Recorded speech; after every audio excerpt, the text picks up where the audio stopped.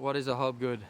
So what is a Hobgood? What is a Hobgood? What is a Hobgood? What is a Hobgood? To me, What is a Hobgood? I'd say a Hobgood is Southern fried chicken surfing hillbilly.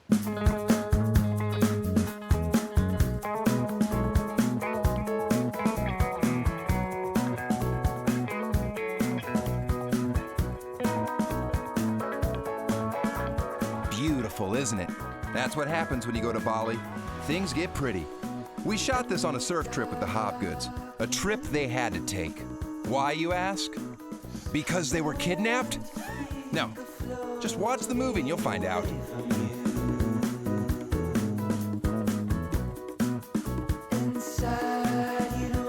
Ooh, Daniel Tosh, that's a big get. How'd you get him for your artsy little surf movie? He's so funny, and I hear he rips. Oh, how happy you are to be just what I need. Oh, how happy you are to be. Oh, how happy you are to be just what I need.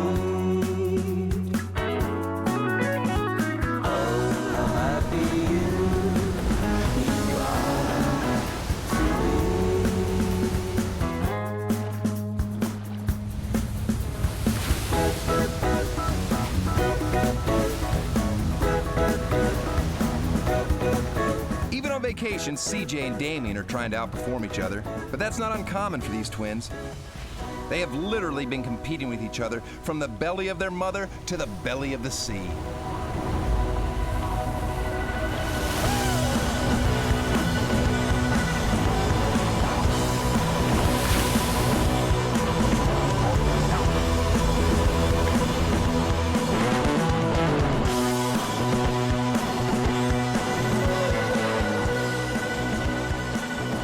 You really need to meet them. That's Damien on the left and CJ on the right. Oh wait, that's wrong. CJ's on the left and Damien's on the right. It's gonna be tough to tell them apart. Here's one tip.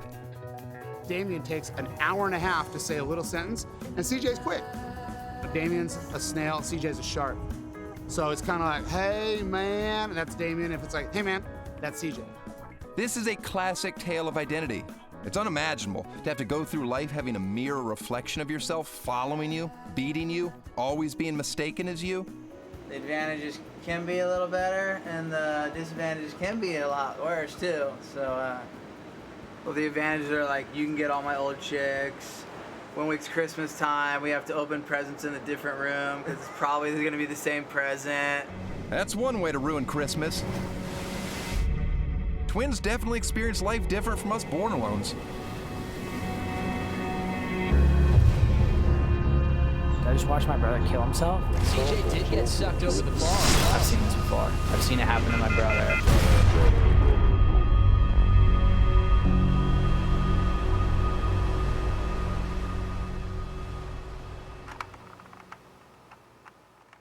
Before we get to that, let's begin this story where most good stories do, in Florida.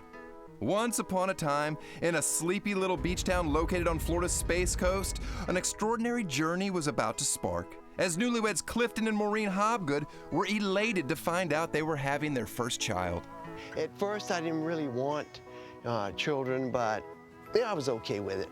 So perhaps elated wasn't the right word, but nonetheless, what they thought was going to be their first child turned out to be child's, or children, or is it a gaggle?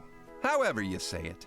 I went to the physician, normal visit, and the doctor said, I think I feel two heads, and was told, we think you're gonna have twins. CJ was born first. He's a minute older than his brother. They were born by cesarean section, so it's really just a matter of one doctor grabs one and says, this is baby A, and then another doctor grabs the other one and goes, this is baby B. Little baby A and B were not fraternal, but identical twins. I believe the medical term is the creepy kind. Maybe we should get an expert to explain it to you. Take it away, Nancy. There are two types of twins, identical and fraternal. And the identical twins, they result when an egg is fertilized by a sperm and divides, and the resulting individuals share all their genes in common. If identical twins are carbon copies of each other from birth, then how do you tell them apart? You can't. There's a good chance CJ is Damien, and their parents made a mistake early on and just stuck with it. Well, when we brought him home from the hospital, we had baby bracelets. Then after they were removed, Maureen had the idea of painting one of their toenails red. One night, I said I had CJ, and Clifton says, no, I have CJ. And I said, no, I have CJ. And he says, but his toe is painted. And I said, no, that's poop. Did I mention that CJ and Damien were raised in the same part of Florida I grew up in? So I can relate to their story of surviving the intense heat and humidity, the unplanned alligator encounter, the random giant statue of surfing legend Kelly Slater, which I believe is the only statue in the South that's not of an old racist. But what I can't relate to is duct tape being slapped across a bedroom to separate myself from my brother. The duct tape would be right here. His bed was right there. My bed was right there. We tried our hardest to separate ourselves. Not be one, I guess, even when we're in the bedroom and stuff. Coincidentally, and very Floridian of her, Marissa, CJ and Damien's younger sister, now lives in that exact same house where she is raising a pair of twins of her own. Hey, what? Of course, I wasn't around when they were this age, because we're 4 years apart. But my parents just, every time we're with them, they're just like, man, deja vu. All little things that they do, destroying stuff, not wanting to share. Because you're stuck with someone, you know, from the beginning, and you always have to share something. But then you also got a friend for life. Yeah, I mean, our dad always went surfing. There's a frog under here. We always went to the beach as kids, and my dad would surf, so. I got them boogie boards, and they were just nuts on those. And then they said, you know, Dad, we got to have a surfboard. And I think you made them wait till they were like 7 years old before you got it. Yeah, so I went to Ron John's, and I got them a couple of. I think you only got one to begin with. I was pretty cheap. For me, it was an extra layer because I never had to worry about paddling out alone or surfing by myself. It was never even a thought. It was more like, who can get home first from school, riding their bike as fast as they can. I'd ride my bike in the garage. I would slid. As I was sliding, my backpack would come off. Grab their boards, be the first one out in the water. One would do something, you know, and the other would say, I can do that. I can do it better. What could possibly be better than looking at the mirror version of yourself and picking out flaws and being like, I'm not gonna do that, or I'm gonna take some of that. Can't do it. No one can do it. And they could. It's hilarious because you live with them too. So it's like some guys, if you have a rival, you kind of go away and you're thinking what they're doing. Like, I wonder if he's training or if he's surfing today. But I literally wake up next to this guy and it's like, okay, I know he's gonna surf. So it's like, okay, I gotta surf. Like, I feel a little stiff, but I gotta get out there. Blow through it. I wanted them to wait because I didn't want them to get in a contest and, you know, and really not do very well. My first memory of the Hobgoods, I think, was the ESA contest in Cape Hatteras. I'm like, wow, that kid's really good. Then he's in the next heat, and I'm like, wow, he's really good, and he's in the heat again. I couldn't figure it out. Like, the same surfer I'd seen was in the heats over and over and over again. Then I realized, I'm like, oh, they're two brothers. Then looking at them, I'm like, oh, they're twin brothers. And for those of you who knew the names of the other two gentlemen in the contest, they're brothers. I believe they're twin brothers. Their last name is Hobgood. In second place, we've got, from Central Florida, Damien Hobgood, defeating his brother, CJ Hobgood. You know, I was introduced to them probably junior high, and mostly in the context of surf contest that they won and I didn't win. They were kind of legends even at that age. And I remember I thought they were cool, but I didn't always know which one was which or which one I was talking to. And they were always this one thing that was made up of two individuals, but everyone kind of reduced them to not even the Hobgood twins, but like, those are the Hobgoods. For them, you're trying to be your own person and figure out life. It must have been incredibly challenging.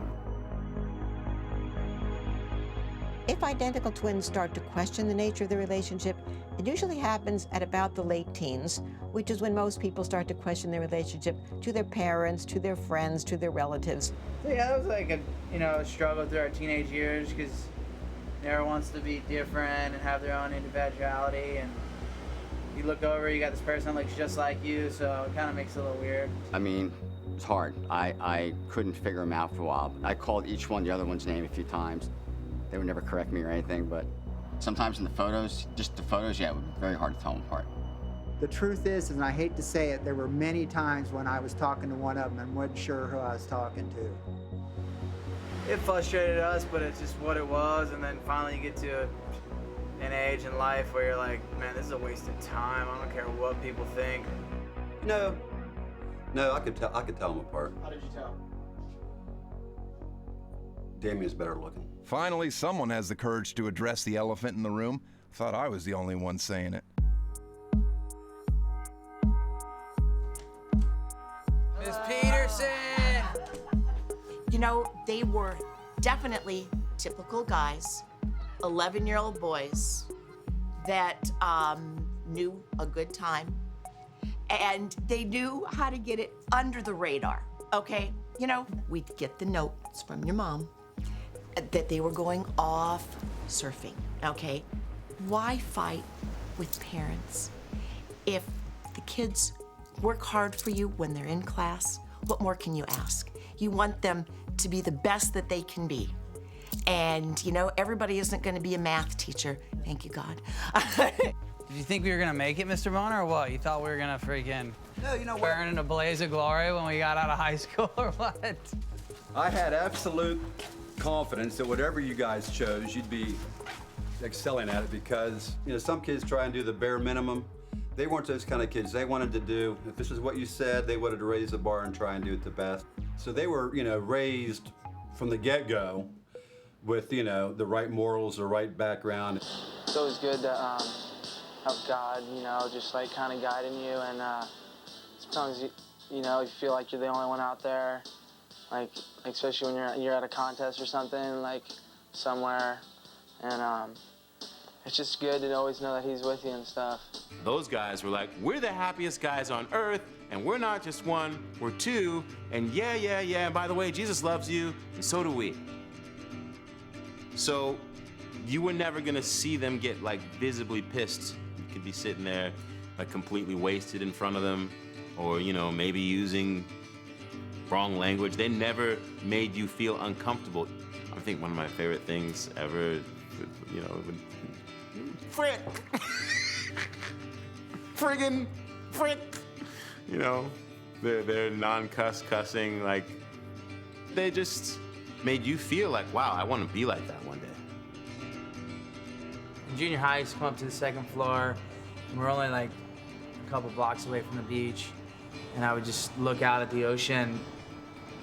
Most of the time, it was never big enough to actually see the waves, but you could just look at the ocean, and I just come up here and just daydream. I just was trying to figure out what job could I do to allow me to surf the most.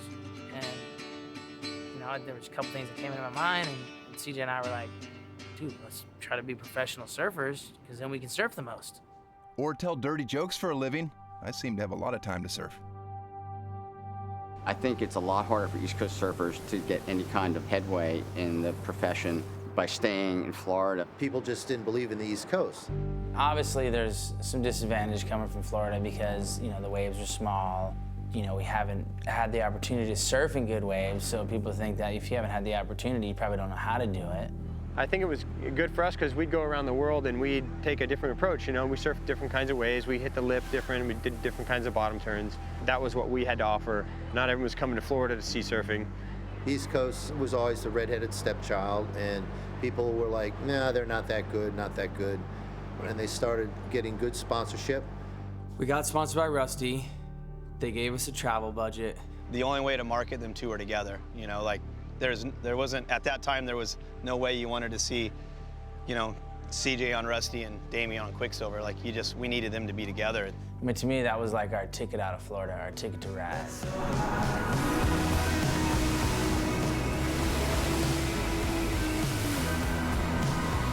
They started proving themselves to the world how good of surfers they are. CJ, Damien. CJ, Damien. Okay, you got it. These guys are twins. They're the Hobgood brothers, and they are totally awesome surfers. Are you guys gonna shred it up for us? I'm gonna try. Then they were just they started traveling like 13, 14, like hardcore. They were gone a ton, and they were off in these amazing places. CJ Hobgood caught more waves, hit the lip harder, and spent more time in the tube than anyone. I do remember the first time I took him to Hawaii to compete, and some parent asked me why I was there and was I there for this competition, and I said sure. And they start telling me all about the Hobgoods, and those are the ones you have to watch out for, and how terrible they are. They do terrible things to all the other kids in the heat, and I just, okay? You know how they would gang up on the other people in the heat. The two of them would work together to eliminate the other people, so. I never did tell her who I was. Really? No. It's really fun. I mean, I don't really see the waves like this too much in my house, so it's really fun to, you know, surf waves in power. I like it. It's safe to say we are seeing the future of surfing. We're 18 years old. We just graduated high school, walked with our class. This is early June, and we're starting a few months late, but we set out to do the QS, the World Qualifying Series, to make the tour. Let's stop here. For those of you unfamiliar with professional surfing, let me quickly explain. And for those of you already savvy, now is a good time to check your text messages. The World Championship Tour, otherwise known as the WCT or CT, is 10 to 12 contests every year scheduled at world-class surf destinations. Only surfers who finish in the top 22 of the World Tour ratings re-qualify for the next year, and new rookie competitors are added from those who finish at the top of the qualifying series. Thus, the best surfers on the planet competing in the world's best waves. Points and prize money are earned at each stop.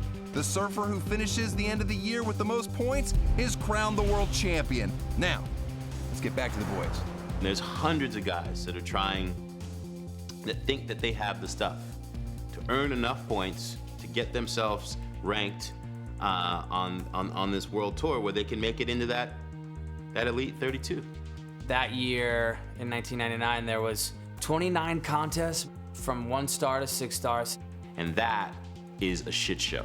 It's around $90,000 a year just in travel, airplane tickets, car rentals, and hotel. Want to go to every 6 star, every 5 star. And most of those guys are living a fantasy. They're not going to get anywhere near the world tour. At the end of the year, CJ ended up being 11th and made the tour. And I was like 18 and just barely missed out because they took 16 people. And yeah, I missed out by 2 slots, and that was a heartbreaker. That must have been hard on Damien, you know, like brother qualified, he's gone off to the Dream Tour surfing the beautiful waves, while Damien has to go, you know, pound it out on the concrete. Of course, like every photo, everything that came out was CJ, and it definitely kind of pissed me off. That's the man out the back. Great secret, CJ going top to bottom out there on the snapper bank. You know, there was conversation on what do we do with Damien, you know, like if he doesn't get there, what are we going to do? Competitiveness in identical twins often takes the form of one just doing a little better than the other and providing a motivation for the co-twin who knows that because they share the same genes, he or she can catch up. I just remember thinking, if I don't get on tour this year, no one's going to remember me. I'm going to be the forgotten brother, twin, and it's going to be CJ the rest of my life. I know that Damien felt tremendous pressure to make the tour because, you know, CJ came out the gate firing. He was Rookie of the Year right away in his first year, and here's his brother still trying to make the World Tour. For Damo, it was a must. He must be on tour. I put a huge amount of pressure on myself. Damien just turned it on, and he got it done, and he made the tour. You know, they came on the scene pretty hard, each as individuals, but yeah, there was always the twins, you know, and the Hobgood brothers. They weren't individuals. Like, to me at the start, they were just like, there's the Hobgoods, you know, and point and choose which one to, because we had no idea. That kind of gave, like, power to them too. Like, I think there was a scenario, like, there wasn't one of them, but there was two of them, and they were both equally as good. I've actually asked them, well, is this you, or is this CJ, or is Damien, is this CJ, or is this you? And it's like, well, I don't really know, but it doesn't make a difference, because as long as it's a Hobgood, we're stoked. There's a lot of power in twinship. There's a lot of power in the power of two.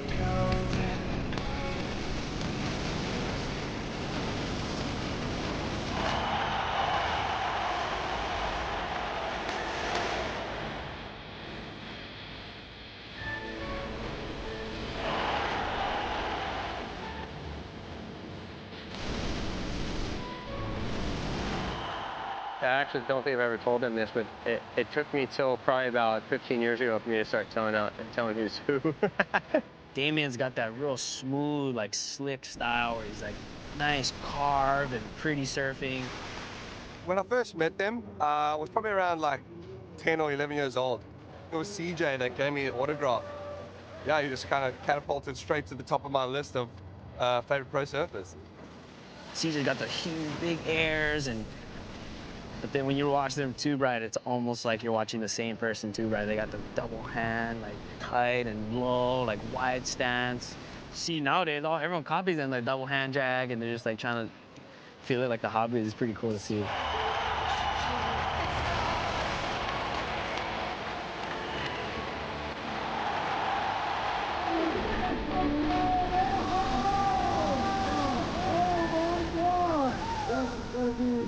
One of the most incredible waves I've ever seen. They have that fierce competitive where they're trying to outdo each other, but at the same time, they're always so cooperative about helping each other. We watch them like talk before heats, going, okay, you're going up against Mick, you're going up against Kelly. This is what you should do. This is the weaknesses we need to exploit. The second one of them came in from a heat, loss or win, like CJ would go straight to Damien and just let Damien talk. I just remember him being so vividly pissed, like how much he wanted to win, and I'm like, now that's like what I'm talking about. Damo is just a full prick. He's, he will paddle over you. You know, all kinds of shit goes on with Damo. What you get when you're on land is the happy, always loving life, Damo and CJ, but in the water, it's pretty intense. On land and most of the stuff I do, I'm not super duper competitive. It's such a good balance because when I do surf in a heat, I am so competitive. Damo was just like, pull me aside and just go, man, you just gotta be prepared to spit blood and just go. I went to the Azores, and back then they used to score airs really good. I got this wave, I did a floater, and I did like a pretty good air. I paddled back out, I was waiting for the score, and I was sitting like 4 feet away from CJ. And then they said the score. They're like, last wave for Chloe and, you know, an 8-point ride. He just like kind of stood up and looked at the judges and was like, tail high to the beach every time. And like splashed the water super hard. And I was like, whoa, this guy's aggro, this is gnarly. And then the next wave, he took off into this big, huge wheelie, like the complete opposite of what I did, and got a 9, and he ended up beating me. It's just funny, we always joke because we're good friends now, and almost every time I see him. If Hobgood was a definition in the dictionary, it'd be might be a competitive asshole.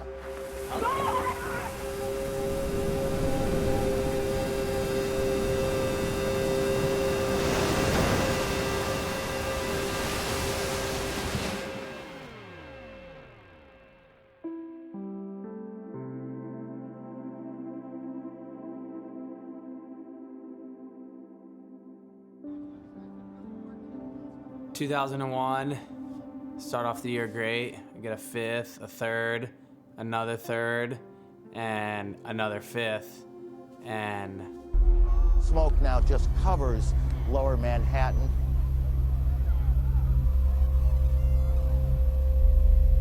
after 9/11 for the World Championship Tour, everyone was about to go to Europe. The whole world stopped. Planes didn't fly ever. We have a Europe leg. There's 3 contests, France, Spain, Portugal. No way we were gonna do France. No way we were gonna do Spain. It was so close off the heels. It was too raw, too sensitive, and they just decided to cancel the whole leg. Following the cancellation of the World Tour's European leg, the anticipation surrounding the Rip Curl Cup has been immense, with 9 surfers currently on the brink of championship glory.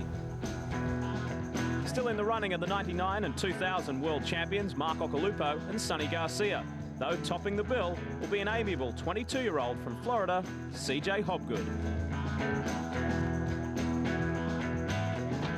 You know, CJ's in the lead, so, I mean, gee whiz, he's probably in the best spot. Heat 8 saw fellow Hawaiian and trials winner Miles Padaka up with the dubious honour of taking on ratings leader CJ Hobgood. It's pretty big, and CJ's out there, and he's winning the heat. There's 30 seconds left, and there's 2 waves coming, and he knows he's got priority. He has to go. And so he paddles for the first one. It wasn't as good as the second one. Miles just hops in the thing, gets a wave, and beats CJ. The world crown was now up for grabs. I don't know, I guess there's just nothing you can do, you know? I guess it was, you know, learn from my mistakes and keep knocking on the door. I'll get it done one day. We hop in the van and go back to the pipe house, and he is crushed, like his whole entire life is over. Like, I just worked so hard for this thing, and in 30 seconds, it just dissipated. As round 2 moved on, it seemed CJ's title hopes may yet have life. Sunset continued to smile on the underdogs. Well, I was on the beach when it was all going down, when Ben won that heat against Aki, and I actually called CJ and said, you need to get back to Sunset right now. I think you might win the title. I just came in from a serve. CJ gets his phone call. All these guys keep losing, and it just keeps rising you up. So CJ's just in disbelief. I looked at him, I was like, pipe's going off. I'm just going surfing. And he goes, okay, so we get back in the van and go up. The last man standing was Danny Wills, though in a bizarre turn of events, Wills had drawn one of CJ's closest friends, Ben Bourgeois. Ben Bourgeois and Danny Wills are out, and it is just an absolute cockfight, dude. Bourgeois was reveling in the big waves, and with CJ watching, he was tearing harder than ever. And I'm sitting there just watching this. 3, in CJ's hand, you can see it kind of rising. 2, he goes, boom.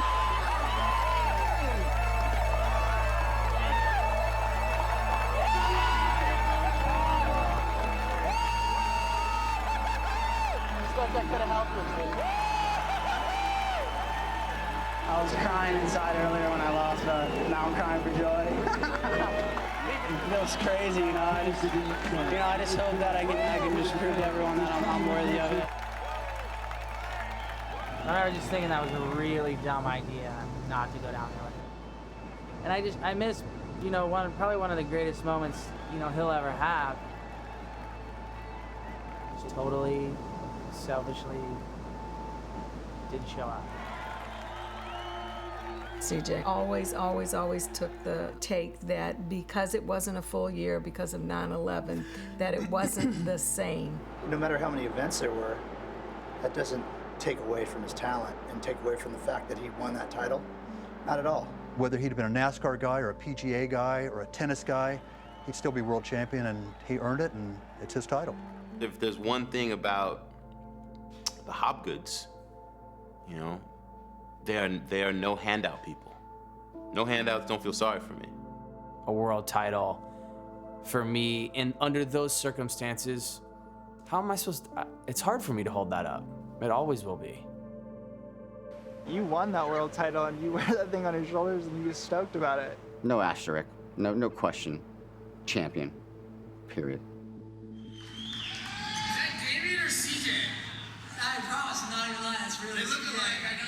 I remember, like, when I was younger, just kind of tripping out, like, these guys look exactly the same. Like, how can you tell them apart? The answer is we need 2 different sponsors. One of the reasons why one lives on the East Coast and one lives on the West Coast has to do with that struggle to be their own self. We can stand alone. We don't need to be with each other together. When I saw Damien go to Oakley and CJ stay at Rusty, I went, actually, that's pretty smart. I bet they're probably both sick of being called the wrong person, and now people are going to be able to identify with both of them. Oh my gosh, you had to see him with the board, otherwise forget it. Yeah, I could tell them apart a bit, you know, probably mainly by looking at which sponsors are on their board, you know.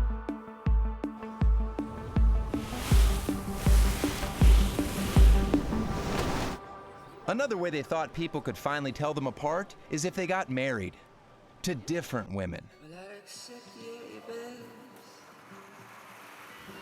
Where are we going?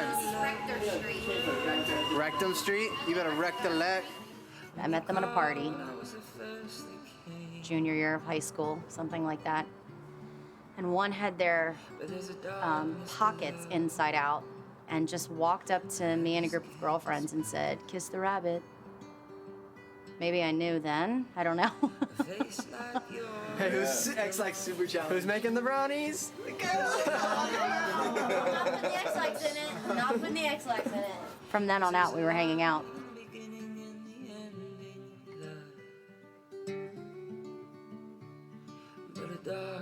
Damien actually met his actual match.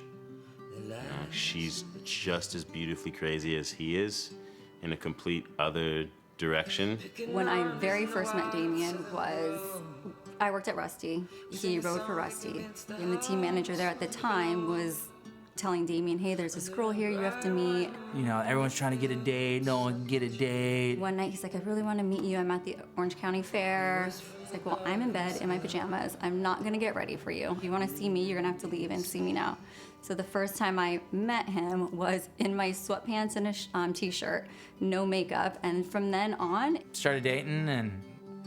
I therefore pronounce that you are husband and wife, and Damien, at this time, you may kiss your bride.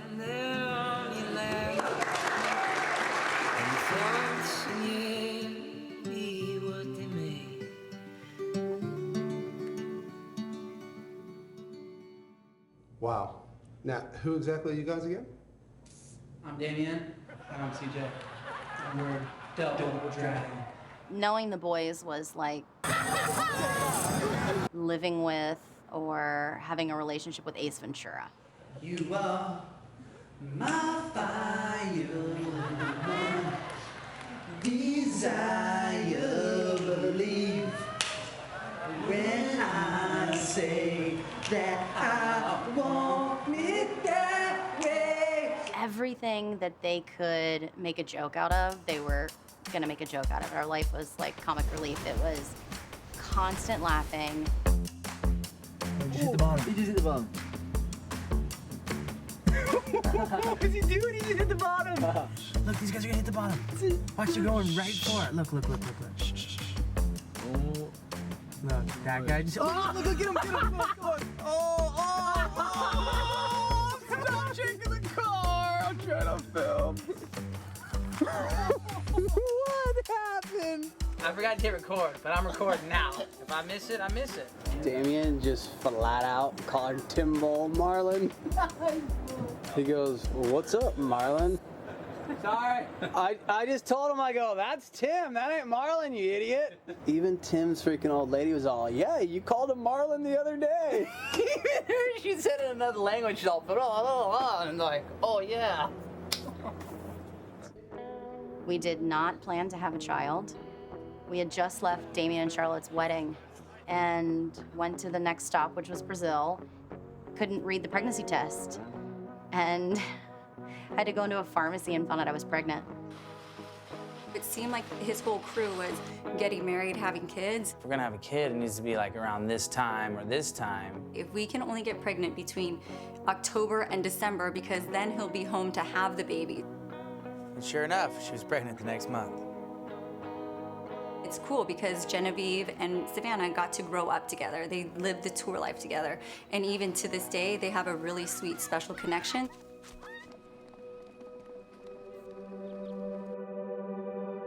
As you can see, CJ and Damien had no choice but to compete.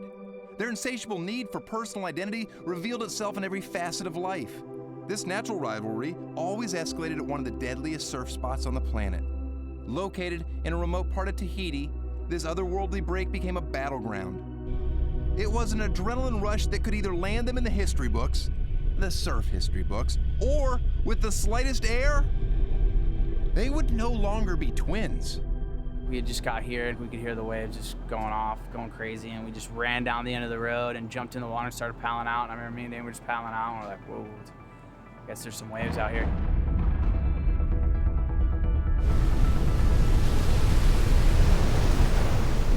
So this wave comes in, it's coming straight from the west. And because it was so west, I thought it was a closeout.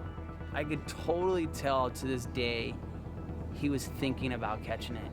I went to go, I kind of see CJ looking at it, about like 5 feet more on the shoulder than I was. And right when he saw the hesitation in my eyes, he just turned and went. As I went for the first stroke, sometimes the wave just doesn't pick you up because there's so much water going up the face. Sometimes it feels like this hand is just pulling you back and will not let you in. And normally you take a drop and it's pretty quick, but it definitely felt like I just kept dropping and kept dropping and kept dropping and kept dropping. I was like, did I just watch my brother kill himself?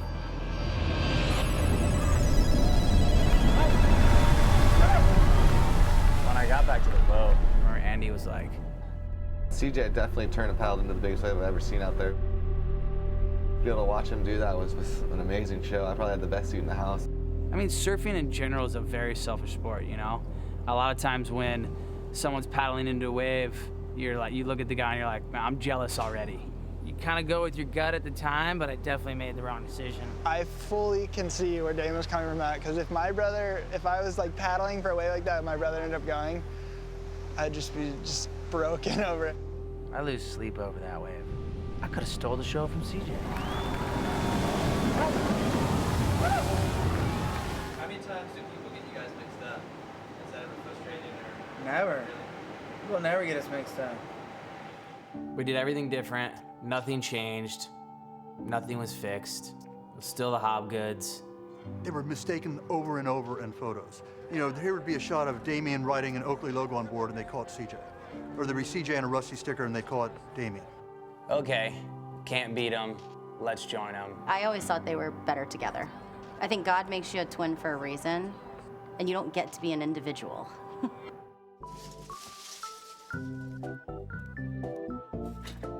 Morning. Good morning.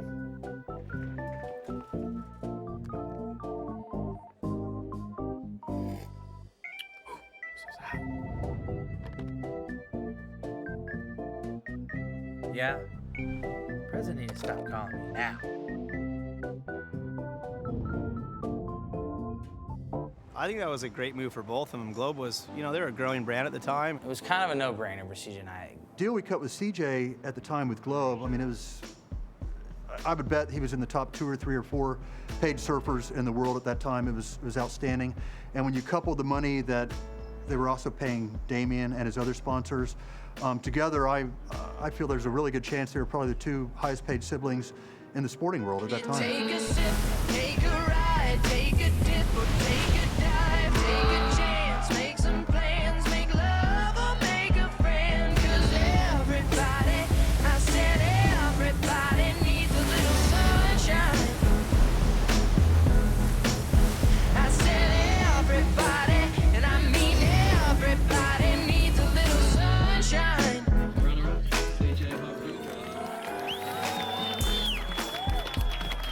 I'm Luke Stedman and we're here on Tabarua at the Hobgood inaugural challenge. So Nudes, tell us about the Hobgoods quickly. Well, we know that they can win CTs, they can father children, they're both amazing surfers, but what we really want to know is who is better.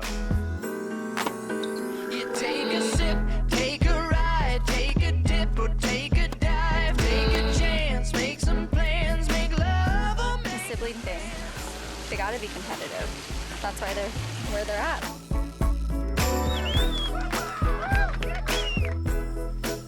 Well, Damo, heard you didn't go too good out there on the fishing front. 2-all.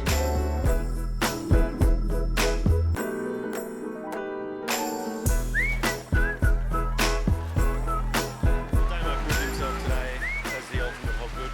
There was a couple of, you know, really tough events to watch.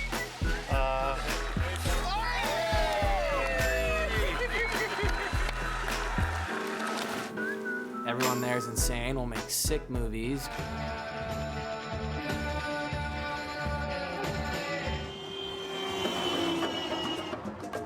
This is looking a bit weird.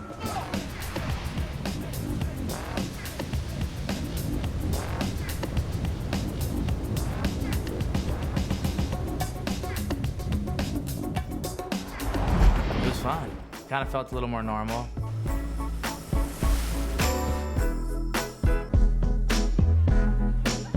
I said everybody, and I mean everybody, needs a little sunshine. Sometimes.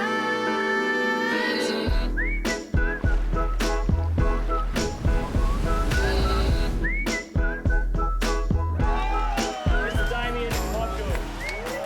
You know, your sponsors sponsoring the contest, and there's no other contest that you want to win. So I was just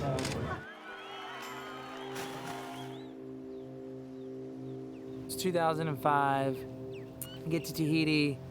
I'm getting pretty familiar with the place. I'm thinking, like, I should definitely be able to do something this year. So I come flying out of this barrel, and I come to cut out of the wave, and the jet ski was like just behind me. So I thought I could cut out and beat him out front, because you're coming out with a whole lot of speed.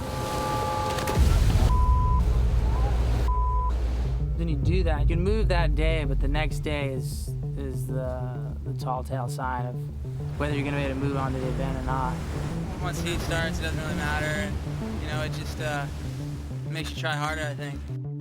The year before, CJ had won. Also, I've been in the final here twice before, and I've come up, you know, second to Aki and Corey, so it's just, you know, it just feels so good. And I was thinking, he's won out here. I got to get my name on this mantle. Show the people that I can win at Chopu too. With the injury that I had sustained earlier in an event, and the amount of waves I was catching and the beatings I was taking, I was tired. I ended up making the final against Kelly Slater, a guy who I've looked up to pretty much my whole life. I knew I was gonna have to put on an amazing performance. I knew I had to dig deep. I fought him for the inside position. Pretty good wave comes. It was a pretty long barrel. I'm thinking, I'm coming to the end of the reef. As I'm coming out, the wave like perfectly hits me right here on the shoulder.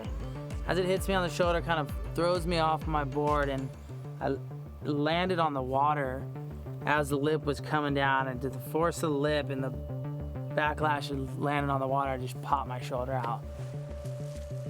When your arm comes out of socket, you can't move it, so it's just like, it's just limp there. You're looking at your son, and there's nothing that you can do. So I was able to get my hand up, kind of waved over to the jet ski. They came over and got me. Helped me get on the back of the sled, and of course Kelly's flying out of this barrel. It's kind of looks at me, and I'm just like, dang. If you look back, the best wave of that final was Damien's that he did his shoulder on.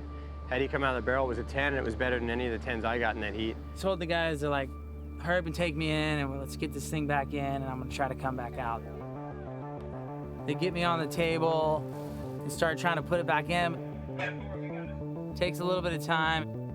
They finally get it back in. The time I get back out there, here comes Kelly flying out another barrel, drinking a beer. Crowd's going wild, and I'm like, are you serious? He's not even over. He's already celebrating. They give him a 20-point score. Yeah, I was just so deflated. I was kind of like, you know, maybe that was a little disrespectful, kind of celebrating I was hurt. I was bummed to have to leave the lineup, and, you know, Kelly pushed me. I guess pushed me too hard. The 2005 Billabong Pro Champion for Chopu, Kelly Slater. Only thing that really gave me a lot of hope was, hey, CJ got second a few years before this. Maybe it was my time to get second now, and I'm gonna win it. I don't know if it's gonna be next year or a couple years, but I'm gonna win it. CJ had to go this route. It looks like maybe I have to go this route too.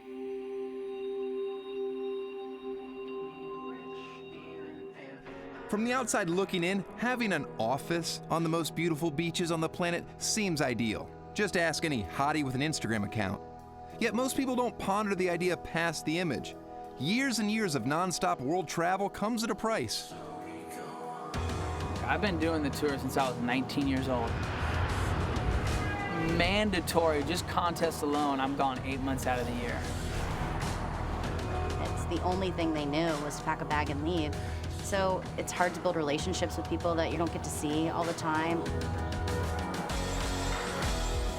I remember him always having to start over with Genevieve.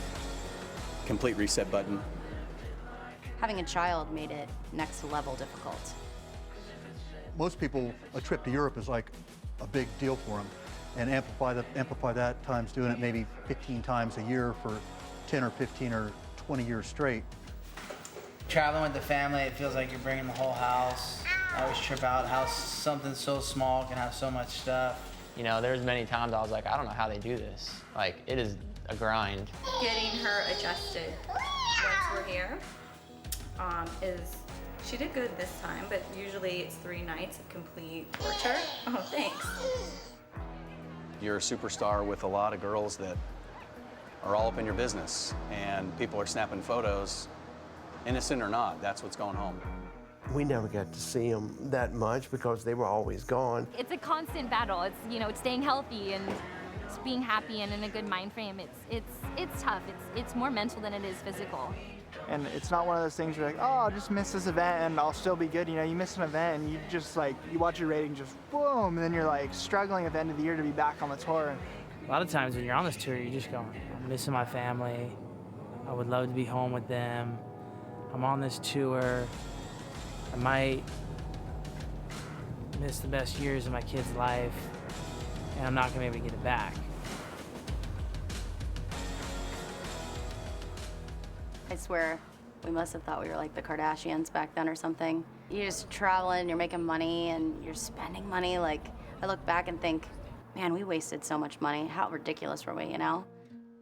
CJ and I come home from church one night, and it's like midnight, and we pull up to his palace. We don't even go in the gate. And he just goes, what have I done? It literally was like just a bad taste in his mouth. I have lost myself in this whole super success. That became the stairwell to the dark days. He was like not doing well on tour. On my way to Tahiti, I kept playing over in my head, and it was just this full war that was going on. I kept playing, the wages of sin is death, and the truth will set you free. I'm gonna face life here. I'm gonna face what I need to do. He got 33rd there, and he doesn't ever finish, less than like a quarterfinal. So something was definitely up.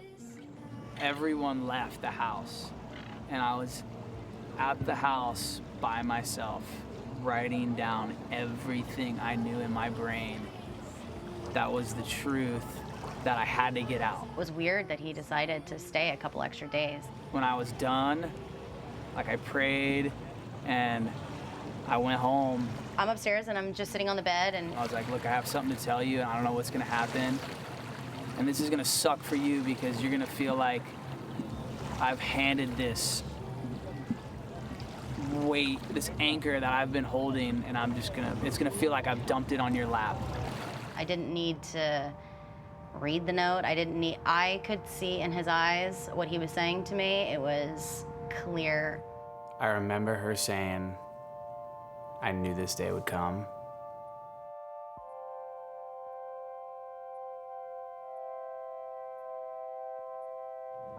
It was in California around June, so it was like a month or two before, and I was unfaithful to my wife.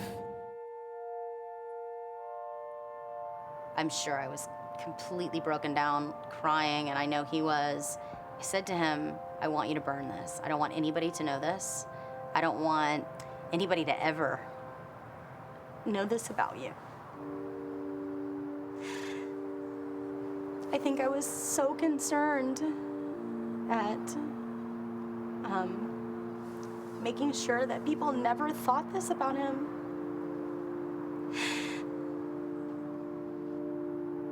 That was hard. It was hard to think that somebody that I love that much had done something like that. He basically had told me this information and gave me, it almost felt like he gave me the backpack and just said, I'm sorry, I love you, let's work through this. We're supposed to work through this, we're supposed to get through this, but here's this backpack, I hope you make it through because I'm going to France next week. I'm doing bad. On the tour, I have to go to this qualifying series event to re-qualify, to keep my contracts at the time, to be able to pay for the new house that we just got in. Rachel dropped him off at the airport, and I remember her dropping him off, and I thought she was going to park, and she wasn't. She wasn't coming to France. That just wasn't gonna work. I needed support. I needed to work. I needed him to maybe take a contest off. That just further drove the separation. And so he was going through probably the hardest, darkest, the beginning of the hardest, darkest time in his life.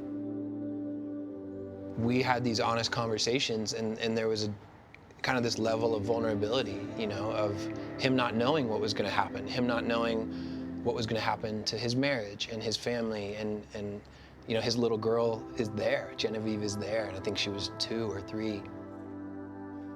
I get a phone call that my wife's moving out of the house, and I'm not sure about the future. Well, for me, it was very heartbreaking because CJ's my child, and my child is hurting because he really was. I come home, and We got to the point where we had grown so far apart that we weren't making decisions as a family anymore. it was the worst that could expected, and the wounds probably weren't going to be healed, and we get divorced.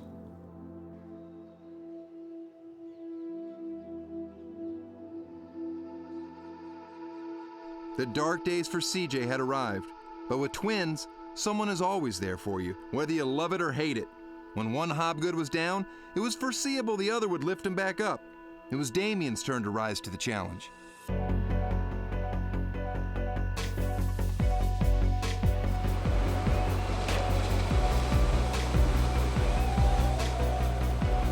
It's 2007. It was 2 years after I had made the final and hurt my shoulder. And I found myself in the final again. This is by far the best we've had the whole contest. And it's definitely Chopu out there now. So I had Mick fanning. And as I'm paddling out, I see Mick get this like deep wave up the point. I think he's too deep. He gets on the foam ball like twice, and somehow I was able to like muscle over and it comes out, and I was just like, dang, that's gonna be a good score. Hopefully that wasn't the mistake right there that was gonna turn the heat. He gets you in a mood that you don't want to be in. You like, even just paddling out, you're all calm and, you know, all collected, and then Damo just sort of paddles near you, and then all of a sudden you're just frustrated. Time's almost running out, but I only need like an 8.5. Finally, I think there's like maybe like 15 seconds left, and I'm like, and I think this wave could be it. And if it's not, I don't think I have that much time left, so I go it. And I get a deep barrel in the beginning and come out, and I feel like, I think that was it. It didn't really take too long for them to call up the score, and they said 8.67. I was just like, I did it. I waited all heat for that one wave, and finally at the very end, I rolled the dice, took the chance, and it was enough. And it was a pretty amazing moment for me in my career. I kept thinking, like, you know, my brother was on the winners here, and Kelly was. I just really wanted to be in that company. I'm honored, I'm stoked. They erected this surfboard, kind of like a homage. Right at the end of the road, you can see it and then see the wave for all the winners over the years. And I was just so stoked that my name was gonna be up there next to him. And we were two brothers from the Space Coast of Florida. And somehow one of the heaviest waves on the championship tour, we both won. That probably meant the most to me.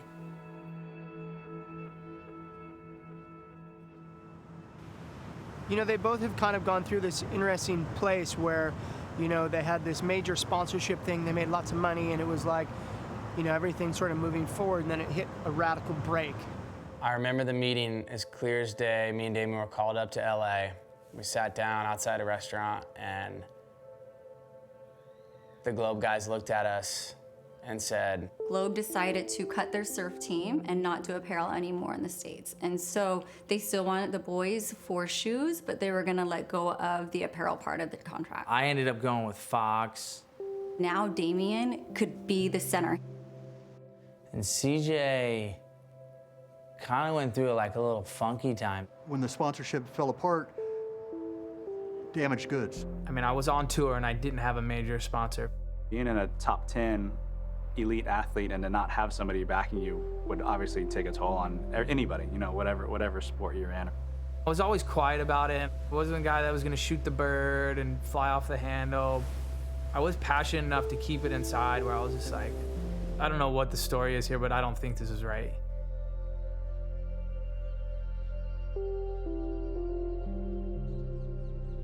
Rivalry takes a unique form in most identical twins. Most of the time, if you're a rival, you simply want to maintain a high level of performance, and so you might outdo your twin. But the twin uses that as a challenge to improve as well. And so they tend to stay at the same high level. They're the best competitors for each other, and when they're not surfing against each other, they don't surf their best. You are watching the O'Neill Coldwater Classic. Round 3 is underway and hitting the water. One of the most interesting heats of the event so far. We've got the Hobgood brothers battling it out. Damien needed to stay on tour, and he was kind of struggling with points. And I remember in the back of my head thinking like, dude, if I have him, I'm basically gonna be like a free heat. Like, he should let me win this heat, because like, I wanna be back on tour. He knows how bad I wanna be back on tour. Like, he should play it easy on me, you know? So I just presented it to him like, hey, probably gonna beat you and probably gonna be the one that kicks you off tour. Oh, this guy's cold-blooded. Like, I'm like, is that, I mean, maybe he knows something, maybe he's got a point here, but like, oh, it's on. CJ's going to swoop on this one. Let's see what he can do. This wave seems to have a pretty good pace to it. CJ moves on through to the inside. Nice turn there.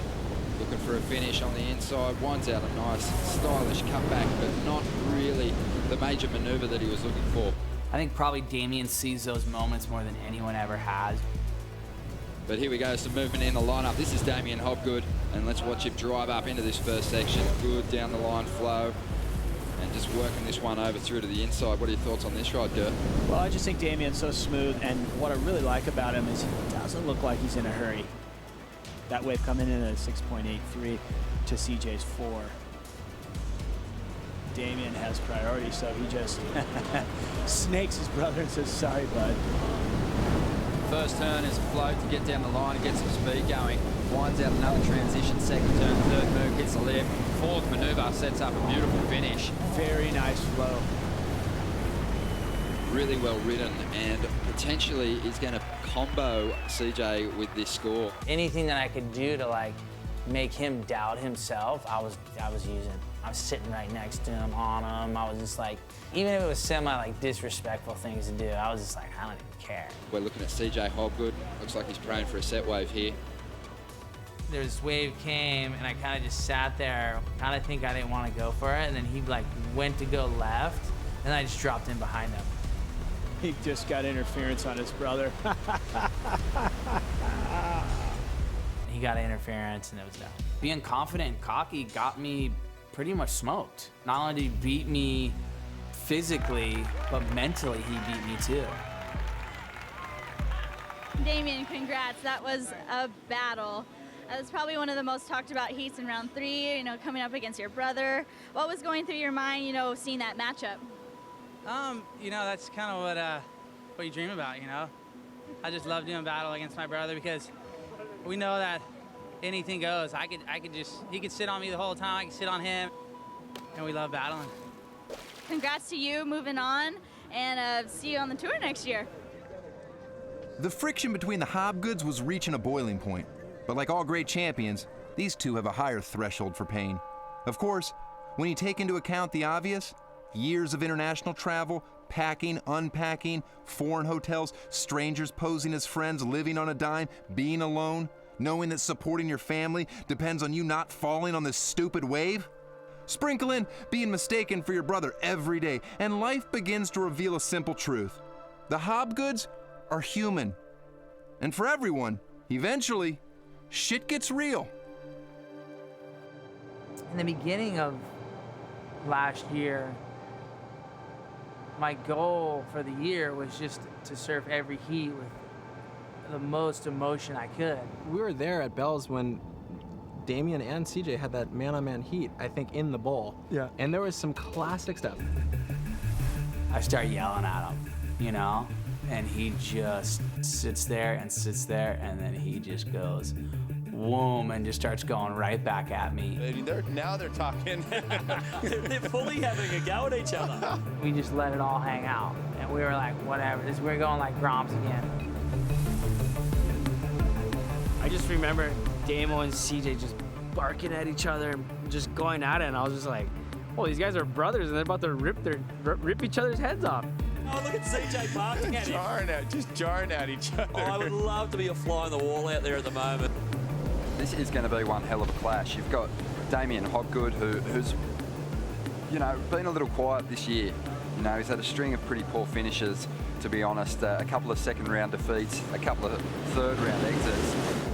That pig-dogging stance, just dragging his body in the wall of the wave, trying to get as deep as possible. Oh, yeah. And he just comes through that end section like a bullet down the barrel of a gun. He was so deep.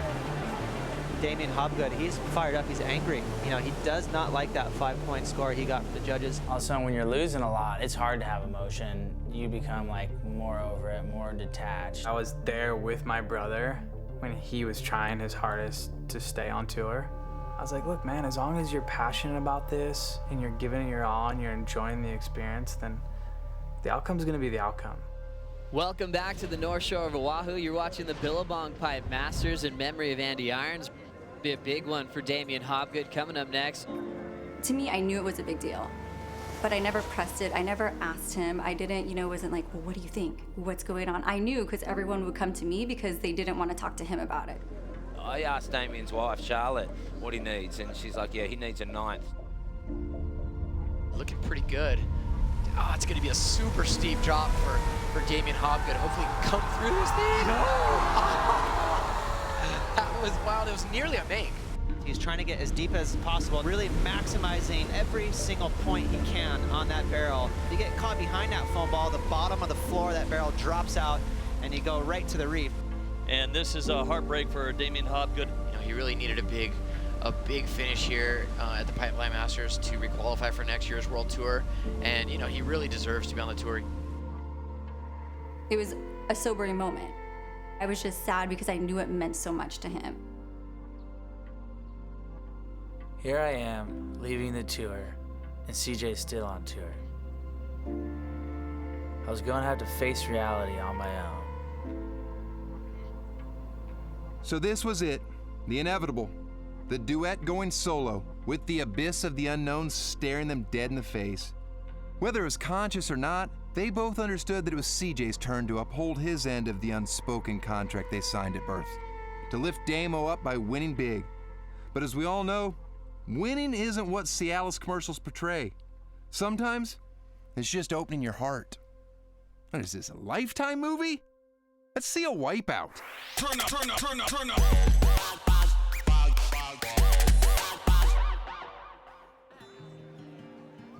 I get to the party and I'm probably there for like an hour and CJ walks in. I remember seeing this girl that I'd never seen before. Cutest thing I'll probably see around here for some time. I don't have much game, for sure, so I had my friends go over and... You need to go talk to this guy over here. You need to go talk to CJ. Eventually, I did end up going over there and talking to him. So that was kind of how we met, and then next thing we know, here we are. I won't really tell what happened. We made out.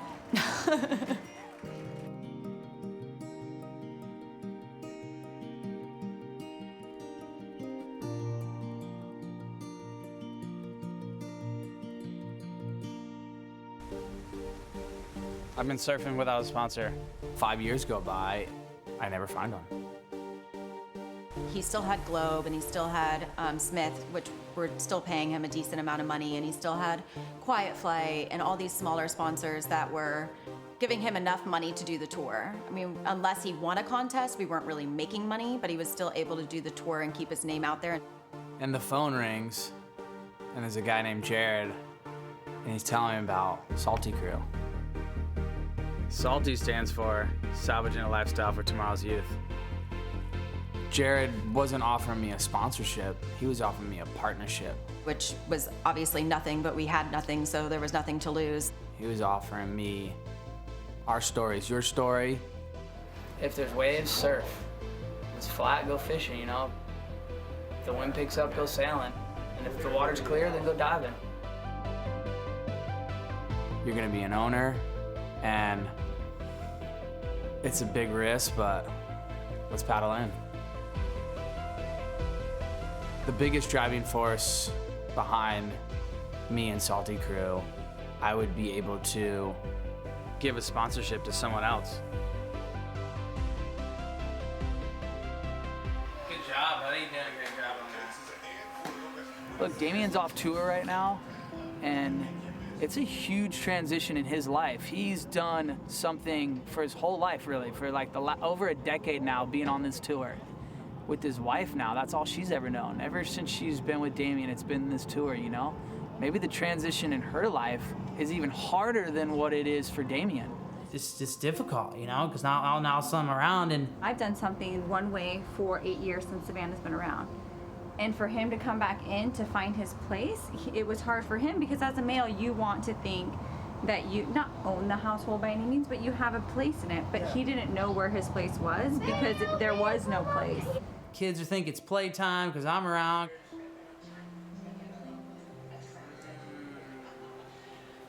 Yeah, I like the way he's holding that. What did she do? That's good.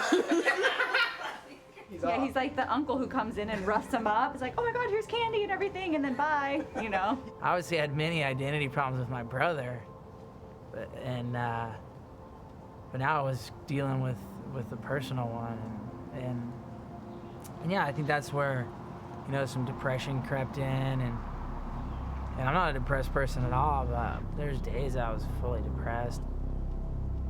And I think that's where it made it hard on Charlotte. And in his head, he's having this battle, he's having these demons, and I can see it on the outside, but he's not opening up about it to me. With that, I was kind of running back to kind of the drug I knew that could help fix it, and that was going to find some good waves somewhere. Damien used to be like the house nanny at his house, and he always take care of CJ. And then when Damien stopped doing the tour and CJ was still on, CJ was like absolutely lost puppy. Like, wait, where's the grocery store? What bank is what? Wait, how's this work on what tide? When Damien wasn't on tour anymore, I definitely started realizing how much he helped. You are watching the Hurley Pro, a beautiful day here in Southern California. San Clemente here at Lower Trestles as we continue with round 3 in the water right now. John Florence, we expect a lot of progression out of him.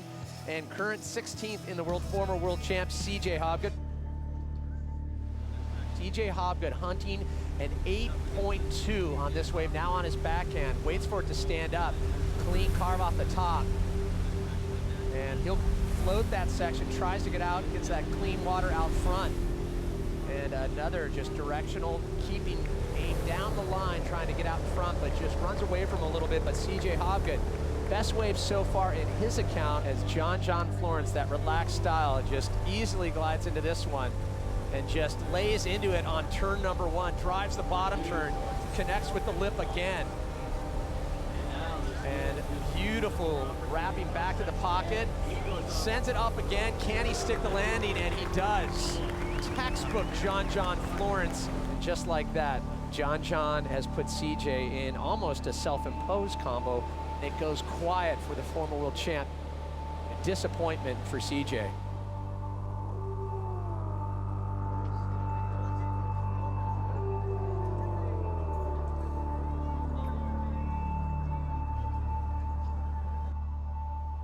So yeah, I'm back in Tahiti, doing the trials for the first time. Every year I've been in the contest, into the main event, because I was on tour. This year is the first year I'm not on tour in like 13 years.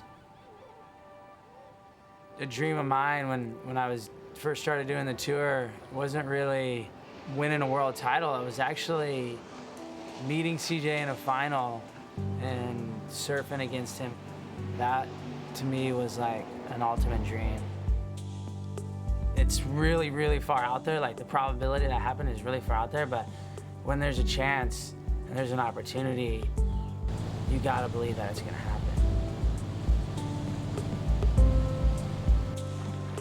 Kind of a weird heat, and I was like, oh, maybe I'm gonna get as last as you possibly can get.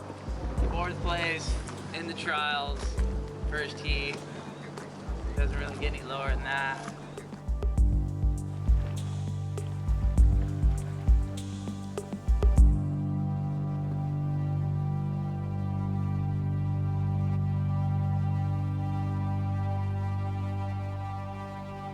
Welcome back to the Billabong Pro Tahiti. Last year's Rookie of the Year, Nat Young from Santa Cruz, California, takes on former world champ CJ Hobgood from Florida, and Tiago Perez representing Portugal.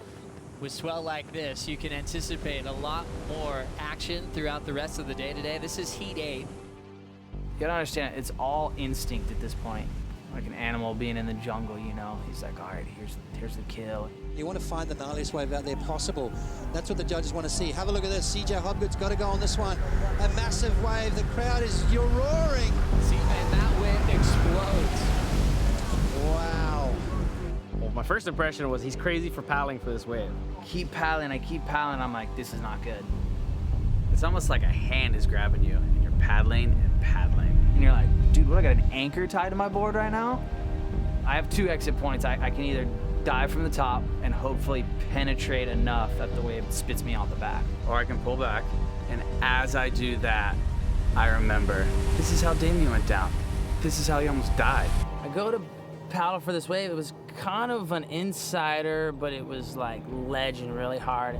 You're at the top of a waterfall and it goes slow motion for like a split second, and all of a sudden, right when you think about that split second, it was just. And then I remember a bunch of photos just flashing through my head, and then all of a sudden I felt like this cool air. It was almost like a storm was coming in, and it was hot. Then all of a sudden this cool air blew on your face. I felt my head, and I had like some really good like holes in my head where I could kind of stick my finger in there, and I was like, oh, like something happened. I didn't really know what happened, but something gnarly happened. Got me to the beach, got in an ambulance, went to the hospital, called my mom, and I just remember just like crying to her. For him telling the story, I think helped him. She really helped me out.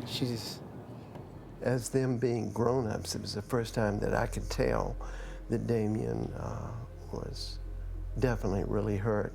She was really calm and just told me, like, you know, everything's gonna be okay, you're fine. You know, it wasn't your time. When those waves come in, it doesn't actually stand up like a normal wave. It actually, the energy is going and the bottom ends up dropping out of the wave, and then the ocean just kind of folds over itself. And then I knew I was caught in that energy. At that point, it's just like, it's slow-mo. It's like, that's my death, and there's nothing I can do about it. That's a pretty scary position to be in, Potts. Yeah, it is. You know, and I'll tell you what, the unique thing with this wave is, oh, someone got caught. Was that? So CJ did get sucked over the falls. CJ went over the falls on that one, and I'll tell you what, that's, I hope he's okay. Wow. I had friends calling me and I'm crying and I'm like, this isn't cool. Like that's not, like, we need to be done with this. This can't really be any worse. I'm like kind of lightheaded and dizzy, but I feel like I'm fine. Like I know my ribs hurt, but I don't think they're broke. And he grabs another board, is straight back out there. I see Tiago paddling for this wave, and I'm like, dude, he's at the top of this thing. That's just what happened to me. And I'm like, oh, I'm gonna turn and go because he's at the top of this thing, and at least I'll get a wave under my belt before this dang heat's over, you know? If I remember correctly, paddles straight into another beast and crushes it. CJ Hobgood already back and charging once again. What a legend. Big scores dropping for CJ in 8.27. So CJ Hobgood right back in the swing here, looking for an 8.24 if he wants to lead. So that's what we're talking about, this man, and that's why we call him Mr. Chobe, because he is a warrior. Well, for CJ Hobgood, we run out of time. It is Nat Young skipping around, going straight to round 3. I called my wife this morning. She's like, well, how long are you gonna stay in Tahiti because you didn't make the trials? Says he's not doing the next contest. I'm like, what do you mean? Like, this is what you've told me you wanted. You know, being gone from the kids a while is taxing on the kids and it's taxing on myself also. I was kind of thinking she was gonna be stoked, like, okay, cool, you're not gonna go there, you're gonna spend more time home, and it was actually the opposite. What do you mean you're not going there? Like, aren't you trying to get back on tour? You know, you're kind of all over the place. It's kind of like, sounds like it's chaos in your head. Tahiti was like that breaking point, not for his career by any means, but for our relationship, where it was kind of, you know, okay, I'm done. It wasn't easy for me to tell her.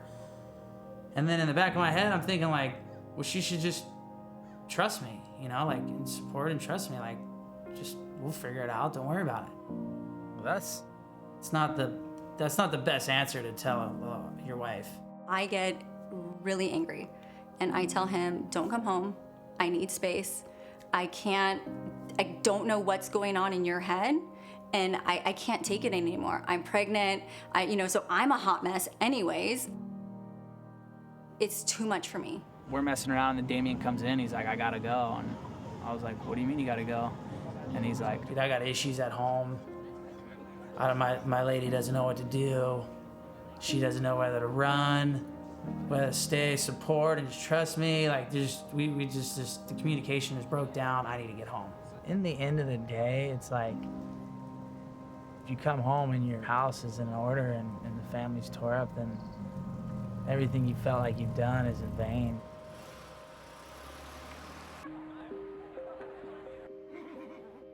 Going in the European leg, I need to make a couple heats so I can requalify for next year. Go to Portugal.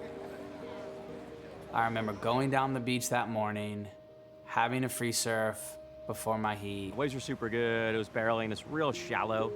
Take off on a wave. Something hits my foot. I know it's my fin. Thing went right through his foot. But you never know how bad it is when it's a cut and it's in the water. And before I even reached down and felt my foot, I said to myself, this is not happening. Looks like CJ's getting brought up the beach. Rosie, do you have more for us downstairs? Well, boys, yeah, I've just actually seen CJ just get carried up the beach here. It looks like he sustained an injury while free surfing down the beach. I'm not too sure what's happening. He just looks to be in quite a bit of pain, and obviously he's cut his foot pretty badly underneath there. Maybe a thin slice. Ouch. Oh dear. You should go look at the guy's photos. It's just a deep wound of his plantar section of the foot. So yeah, I got the best attention I could get. It was quite deep, so we just cleaned it up nicely and then stitched it. I'm gonna heal and I'm gonna be fine, and hopefully he will be in form for the Pipe Masters.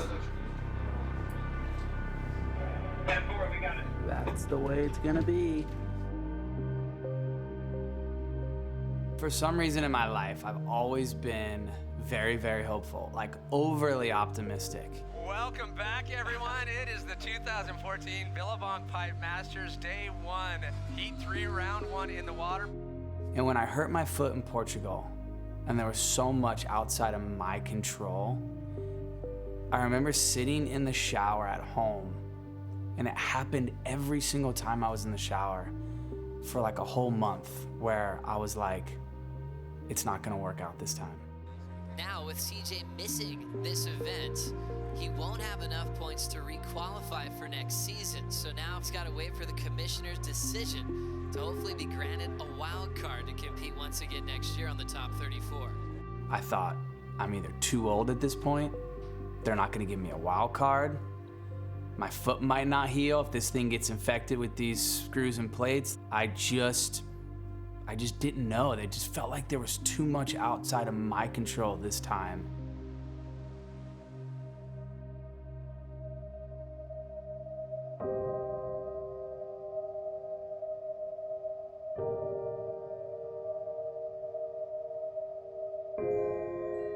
You can chalk it up to whatever you want. Fate, karma, Mercury in retrograde, Russian interference. It was clear this separation wasn't working for either of them. They were both lost without the other. But two guys who have spent their lifetime in the ocean know that sometimes your feet have to hit the bottom to push you back to the top. I came home and just kind of spilled my guts on how I felt. He was really able to embrace the emotion of, you know, he always thought if he wasn't on tour, it was disappointing. And so realistically, we've just been working through those problems. I'm thankful for Tahiti because even though at the time it was scary or not scary, but it was, you know, stressful, in the end, it brought us closer together. Communication between us has been a lot better. Started doing some counseling, which is really cool. We've both never done before. You know, the counselor's like, Damien, you're going through a midlife crisis. You're not being honest with her, and she doesn't understand why you're not being honest with her. And, you know, and it was so beneficial to our marriage. But it's been really good, and it's been fun. And as long as we can communicate with each other and try to understand each other and just be there to love each other, things will be okay, and you'll be able to work as a team. CJ's foot healed, and he was granted the injury wild card to compete the following season on the World Tour. But something didn't feel right. Perhaps it was the tumultuous year he spent without Damien, or the time away from his family. But CJ decided to do something every pro has done, at least once. Or in the case of Barbara Streisand, 8 times. And CJ, word around the island of Tabarua at the moment is that you are going to be calling it quits at the end of 2015. Please tell me it isn't true. 2 years ago, I was out at Winky Pop and I looked at Damien Hardman. I said, Damien, when did you retire? And he goes, 36 years old, you know? And ironically, I'll be 36 next month. Now's the time. I think athletes making the choice to accept it ahead of time and treat that last part of the journey as a celebration, very far and few between. The last year of being on tour was such a gift. He told me he wanted to wear my jersey in Fiji. I thought that was cool. I was like, you know, I understood what he's doing. I felt it was a really great honor. Now paddling in, former world champ, former runner-up at this event, CJ Hobgood makes a 2, Brian. Hats off to CJ. It was an emotional heat out there. I felt, you know, pretty honored to be surfing that heat with him out there. His legacy out here is incredible. I didn't know whether to be happy or sad, and I was just very elated that I got to spend time with him and go to these events and watch him get a 10 at Chopo.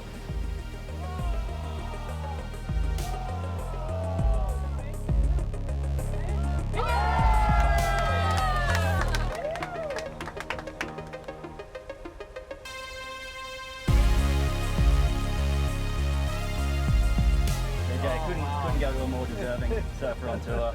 The AI award, incredible. Well done. Oh, thank you so much, Amazing. man. Good surfing. Thank you so much.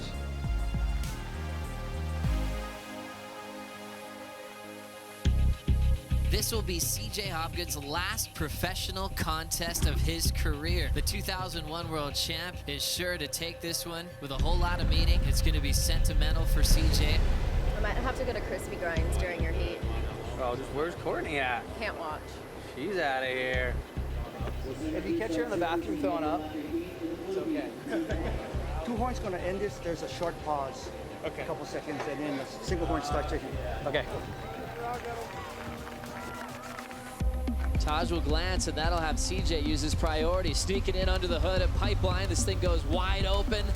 A challenging exit for Hobgood, and he is able to make it on the inside. Oh my goodness, just as I thought. A perfect 10 for CJ Hobgood. We knew this was going to be his swan song, and everybody is letting him know how they feel. What a feeling for CJ to be able to come into the Pipe Masters and start off with a 10-point ride. This is it. This is what we live for. Like, I'm not even expecting this, but I'm giving this up, and I'm trying to hang on to this high as long as possible. I was obviously very pleased with the result, yeah. It's nice to, even if he loses tomorrow, he got a 10 and he beat John, so that's pretty cool. Gabriel Medina taking on CJ Hobgood. Neither surfer gives each other an inch.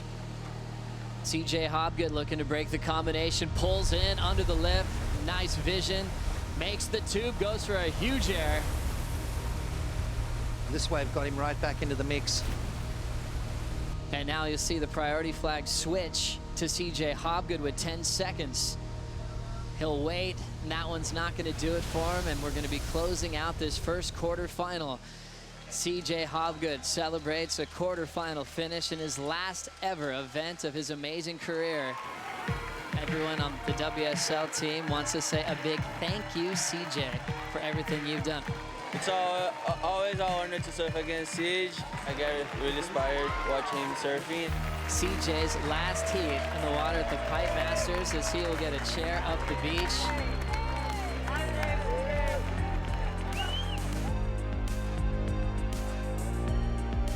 He was just like, no, I'm so over it. Like, I don't even want to put a jersey back on. And I think it's really for real. Like, he's ready.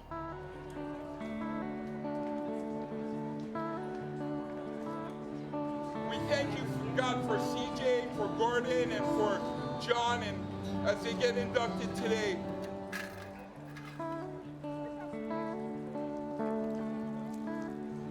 Unless I try to be better than my brother for the last 30 years, I do not stand here today.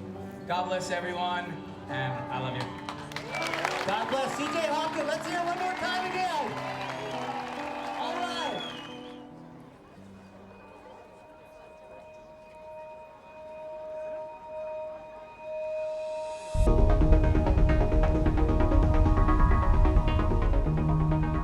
It's a retirement in the tour. I'm not retiring in surfing, I'm just retiring that chapter of my life.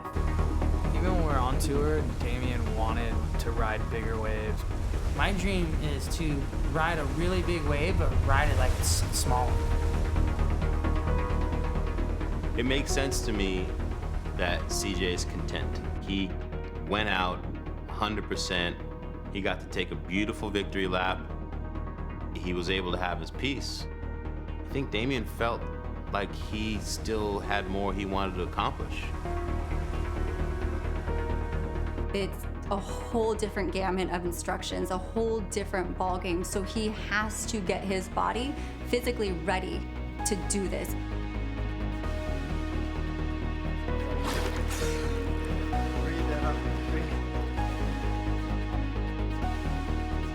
A lot of times when you surf bigger waves, you're competing against yourself on what your abilities are, what you are as as a person, what you can handle, but it was the unknown of like, how are we gonna get out?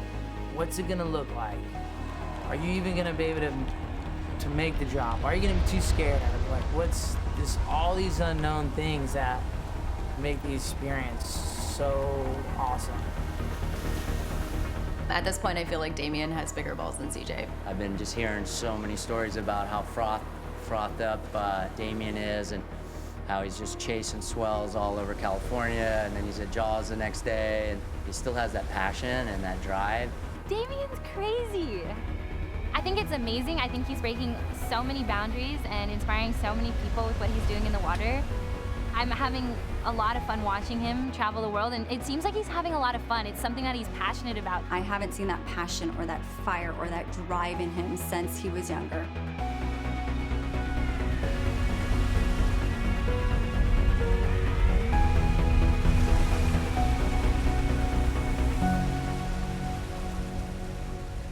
It was always gonna be an unknown. When the tour starts back up and I wasn't gonna be there, that's when the reality would hit.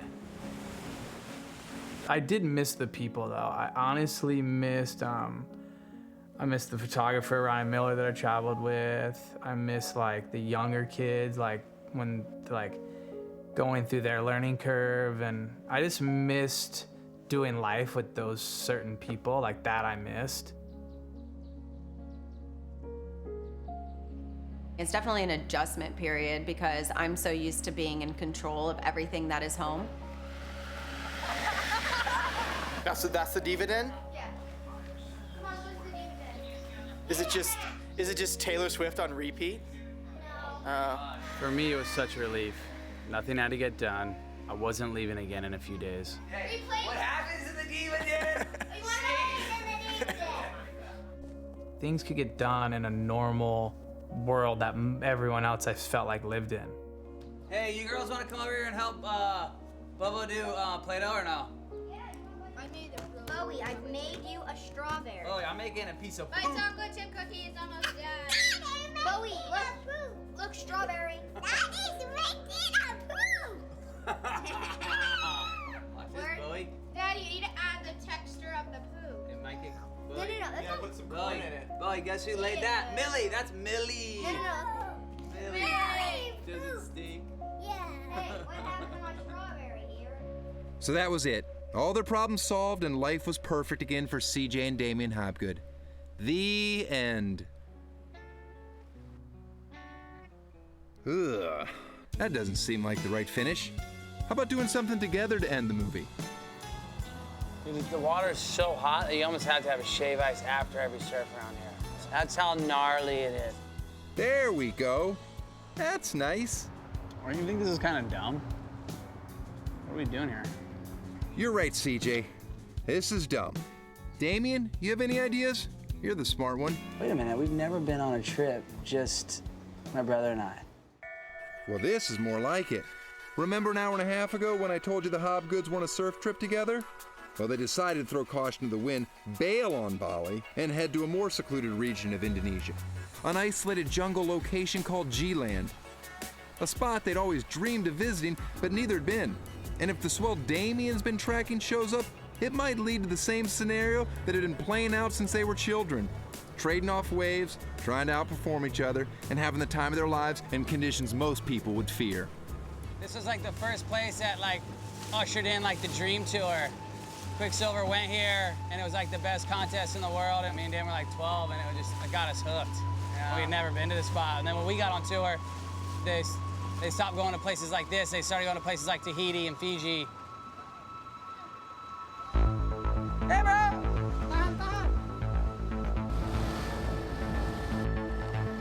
Out of all the stuff we've done in surfing, you can still go to a place and just feel like the biggest little kid because you've never been there.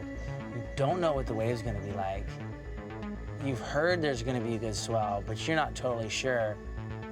It almost brings you back to like the first trip you ever went on.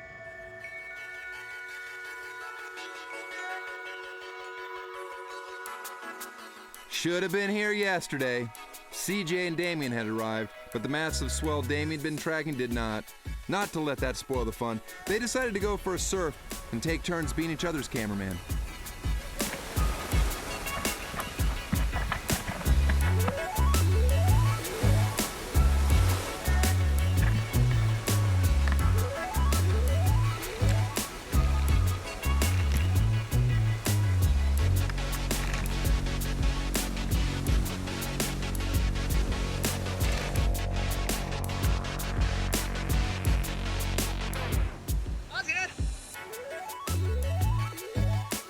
We even gave them a roll of duct tape to separate their room.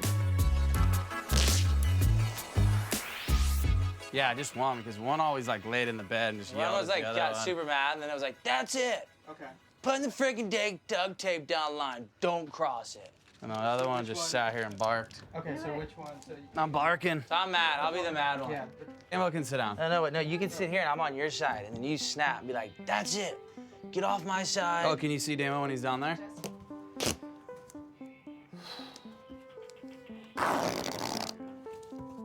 Better not step over that line. Whole thing here, buddy. Kook. That's good. He can't climb walls. He's not Spider-Man. Just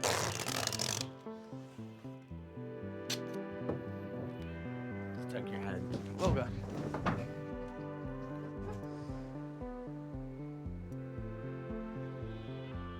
You know when you plan something and it just doesn't pan out the way you expected?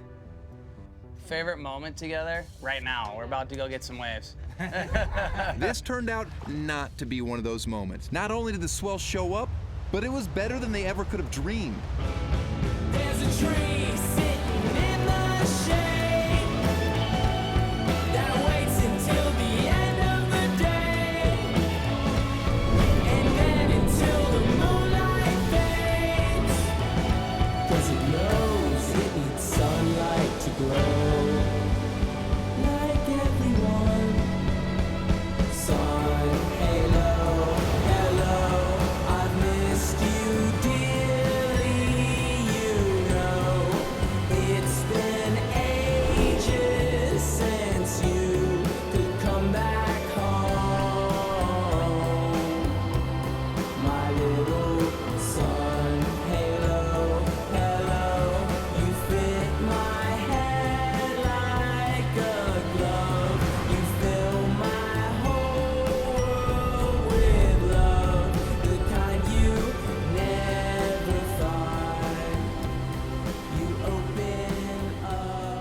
always enjoyed surfing really good waves with CJ, and I always enjoyed me catching a wave and then surfing the wave and then kicking out and watching like him on the same wave, like doing his thing. But I kind of looks like, I'm like, well, I got to kind of look at almost a mirror and what maybe I did. I got to do that today out of here.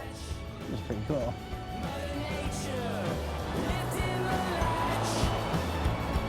She knows that the world is the song of two little birds who have not lived long, making harmony.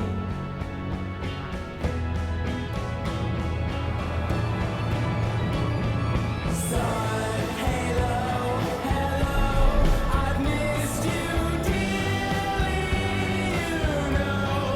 It's been ages since you could come back home, my little son. I know for a fact I probably wouldn't be half the person I am without him. We've always learned off each other. I think that's how we're able to achieve what we have achieved. If I could change something, if I could do something different, my brother, he treated me better than I treated him.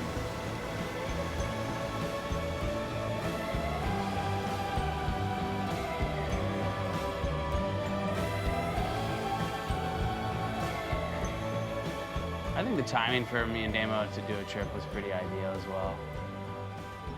We definitely have been going, you know, completely opposite ways the last 2 years. Just making this movie, I guess, kind of had a chance to bring us together, but that'll keep happening. Damien will keep going his way, and I'll go mine. Like all things in life, this trip came to an end. CJ returned to the Space Coast of Florida, and Damien back to the West Coast of California. CJ and Damien will continue to grow in different directions. No longer battling in the water, they're now just competing for who can have the bigger family. Right now they're tied. So that's it. The story is now really complete and we've answered all the questions. You know, I take that back. I guess we've answered all the questions but one. What exactly is a Hobgood? Two funny, eccentric, weird little nuggets with awesome accents. Passionate. A Hobgood is someone with the heart of a lion. An eccentric walk through Disneyland. Not being afraid to be yourself. It's all about family. What is a Hobgood? Our family. A Hobgood is, well, they're the Honey Badger Boys. Hobgood is a country song. What is a Hobgood? They're not taking shit from anyone. They're ready to rock and roll. Yeah. The epitome of friendship and adventure. It's two people who doubled our pleasure and doubled our fun. If I had to say what a Hobgood is, I call them Hobgrom because that's when I met them. They were the Hobgroms. It'd be funny if they were Hobbads, actually. Yeah, if they were Hobbads, it wouldn't make any sense. You'd be like, why are you a Hobbad? You're actually a super nice guy. What is a Hobgood work? I think it's brotherly love. A Hobgood is someone I'm proud to know. You know, like a pair of toothbrushes. You know, one's green and one's blue. And yeah, it's like a value pack, 2 for the price of 1. What is a Hobgood? It's a two-headed competitive machine. It's like a sea serpent with 2 heads. The double-headed coin that you never lose with. It's two guys with a big heart. Maybe they beat separately, but in the end, they're one. Sweet, kind, generous. I haven't ever met anyone like that. And I think that that's where they touch so many people and they don't know that they touch so many people. That's a Hobgood.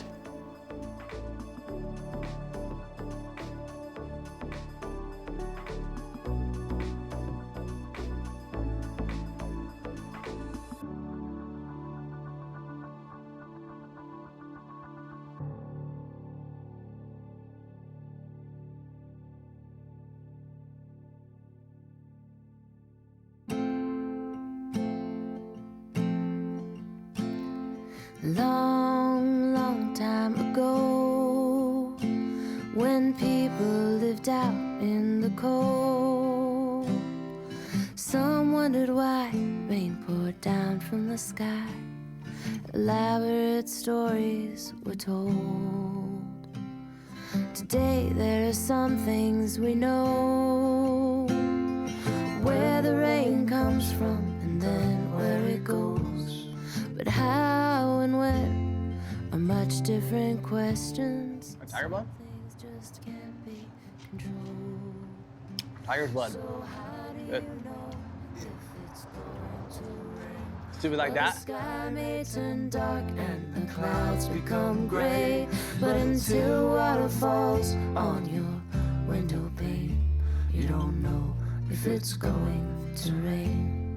One day, CJ comes back from like going surfing with one of his friends or something, and he had his sleeve ripped off, and I was like, well, I mean, what happened to your shirt? I get it, you get free clothes, but you shouldn't be ripping your sleeves off your shirts, you know? And he's like, I had to take a shit. And I was like, oh my God. So I guess they go poop in the woods and then like wipe themselves with their sleeves. So if they have both ripped off, that means they just really had to go and they had major explosive. Yeah, I don't know what happened, but apparently that's what they do. They rip their sleeves off so they can wipe themselves. So I guess when you've been traveling for so long, you make do.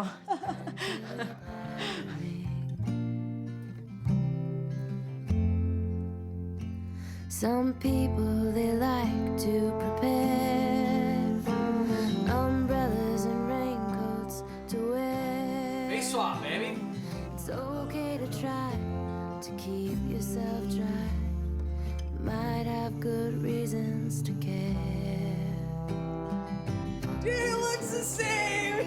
You can't even tell! Oh, it's in my nose.